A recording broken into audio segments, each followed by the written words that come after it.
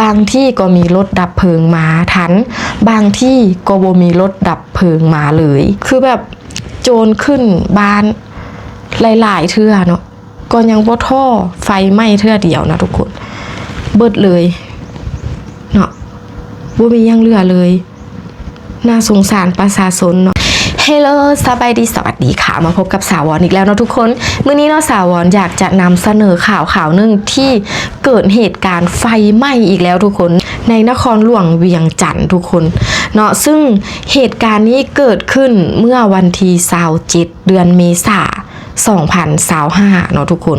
เป็นเวลาประมาณ20โมง5นาทีเนาะหรือว่า2ทุ่ม5นาทีนั่นเองเนาะทุกคนที่บ้านท่าพระเนาะเมืองหาดสายฟองนครหลวงเวียงจันทร์รายงานเบื้องต้นเนาะเหตุการณ์ไฟไหม้ในครั้งนี้ไหม้เฮือนประชาชน5หลังทุกคนเกิดความเสียหายใหญ่หลวงเป็นอะไรทุกคนคือแบบเหตุการณ์ไฟไหม้บ้านเฮานะคือเกิดขึ้นหลายแท้เนาะทุกคนอันนี้เนาะสาวรก็ต้องขอแสดงความเสียใจเนาะมายังทุกท่านที่ได้รับผลกระทบเนาะที่ได้รับความเสียหายขอเป็นกำลังใจให้ทุกคนสู้ต่อไปเนาะทุกคนช่วงนี้ก็จะเป็นช่วงหน้าร้อนเนาะทุกคนก็อยากให้ทุกคนเนาะเบิ่งฟืนไฟเนาะบางทีแบบไฟฟ้าลัดวงจรบ่หรือว่าเหตุการณ์อย่างต่างๆก็ตามที่เฮาแบบสามารถดูแลหรือควบคุมได้ก็อยากให้แบบว่าเอาใจใส่นำกันเนาะทุกคนบ่ว่าแต่เพิ่นแต่โตเนาะคือสาวรก็คือกันก็ต้องได้ระมัดระวัง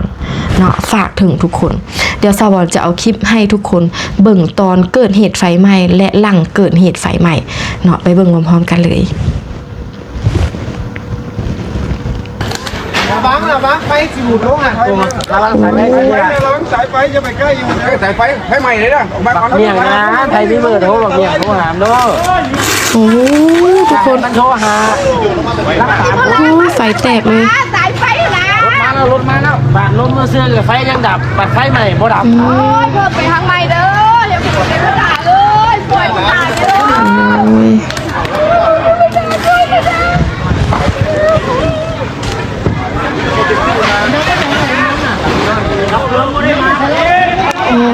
ทุกคนน่าสงสารประชาชนมันแบบมาบ้านบอกเครื่องแล้วโครถเราไปก้อนนี่นะให้เบิกนะมันติดกันเนี่ยต้องเรียกมันรามทางนี้เด้อแม่ไปเรื่องบ้านนะที่เราอยากรู้แม่ไปดูนี่เนาะอันนี้ภาพที่แบบหลังเกิดเหตุไฟไหม้แล้วทุกคน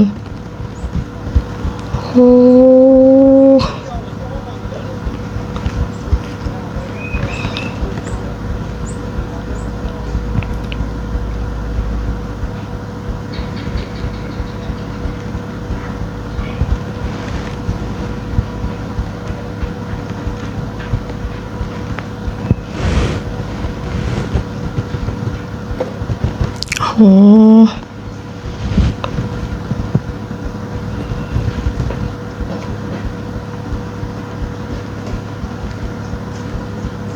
นี่เนาะทุกคนโชคดีที่แบบบ่ได้มีไผเจ็บหรือว่าเสียชีวิตเนาะทุกคนแต่ว่าเหตุการณ์แบบนี้เนาะก็ขอภาวนาเนาะอย่าให้เกิดขึ้นอีกทุกคนเพราะว่าเหตุการณ์ไฟไหม้ที่บ้านเฮานี่ถือว่าหลายแหงเนาะทุกคนโอ้โหมันแบบว่าเศร้าใจนะเกิดขึ้นกับไผ่กับบ่ดีเนาะเรื่องแบบนี้เนาะคือแบบโจรขึ้นบ้านหลายๆเทื่อเนาะก็ยังบ่ท่อไฟไหม้เทื่อเดียวนะทุกคนเบิดเลยเนาะบ่มียังเหลือเลยน่าสงสารประชาชนเนาะสาวรก็ต้องขอเป็นกำลังใจอีก1แห่งกำลังใจเด้อเนาะสำหรับคนที่ประสบภัยเนาะขอให้ผ่านพ้นวิกฤตนี้ไปด้วยดีเนาะทุกคนขออย่าให้เกิดเหตุการณ์แบบนี้ขึ้นอีกคือแบบอยู่บ้านเฮาไฟไหม้ตลอดเลยมีแต่ข่าวไฟไหม้ทุกคนบางข่าวสาวรก็บ่ได้ยกเอามาเว้าเนาะนั่นแหละมันมีหลายๆเหตุการณ์เลยก็ตามเพจตามเฟซตามอีหยังต่างๆเนาะที่เพิ่นเอาลงเนาะก็เห็นหลายแฮงนะเนาะนั่นแหละ อยากให้ทุกคนเนาะระมัดระวังตัวเนาะดูแลทรัพย์สินเนาะของตัวเองให้ดี ทุกคนขอให้ทุกคนปลอดภัยเวลาที่แบบสาวได้เห็นเหตุการณ์ไฟไหม้แบบนี้นะบ่ว่าจะประเทศลาวหรือประเทศใดก็ตามทั่วโลกคือแบบมันน่าหดหู่ใจมันสลดใจอีหลีมันเป็นเหตุการณ์ที่แบบควบคุมได้ยากเนาะทุกคนยิ่งอยู่บ้านเฮาคือแบบว่ารถดับเพลิงเนาะก็ถือว่าแบบเข้าถึงยากทุกคนเข้าถึงยากอีหลีแล้วก็ค่อนข้างจะแบบซักซ่าเนาะ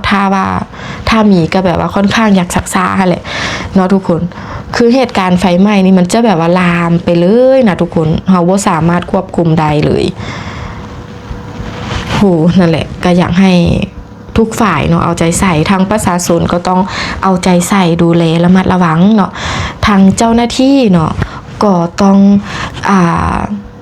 ได้ให้ความช่วยเหลือประชาชนให้ทั่วถึงเนาะทุกคนสิเฮ็ดจังได้เนาะบ้านเมืองของเฮาก็ต้องพัฒนาไปทางหน้าเนาะบ่แม่นสิแบบว่าหยุดอยู่ที่เดิมหรือว่าสิถอยหลัง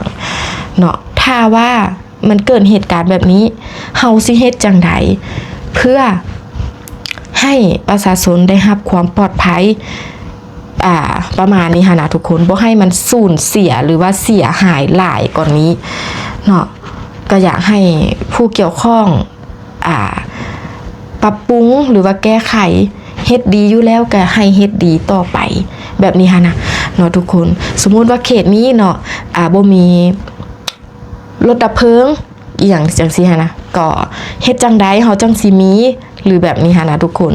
เฮาต้องหาทางออกไปนำกันช่วยเหลือกันแก้ไขปรับปรุงไปนำกันทุกคนเนาะ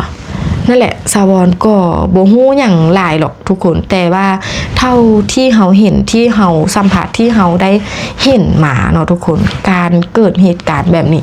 เฮ็ดให้สูญเสียหลายบางที่ก็มีรถดับเพลิงมาทันบางที่ก็บ่มีรถดับเพลิงมาเลยอันนี้ก็น่าเห็นใจประชาชนหลายทุกคนเนาะนั่นแหละเนาะสาวรก็จะขออนุญาตเนาะจบคลิปแต่เพียงเท่านี้เด้อฝากทุกคนเนาะกดไลค์กดแชร์กดติดตามกด Subscribe ให้สาวรเด้อสำหรับไผที่ว่าใจดีมีน้ำใจเนาะอยากซัพพอร์ตสาวรอยากให้กำลังใจสาวรก็สามารถกดปุ่มซุปเปอร์แตงอยู่ทางด้านล่างได้เลยที่สำคัญเนาะอยากกดข้ามโฆษณาเด้อเจอกันคลิปต่อไปเนาะทุกคนบ๊ายบาย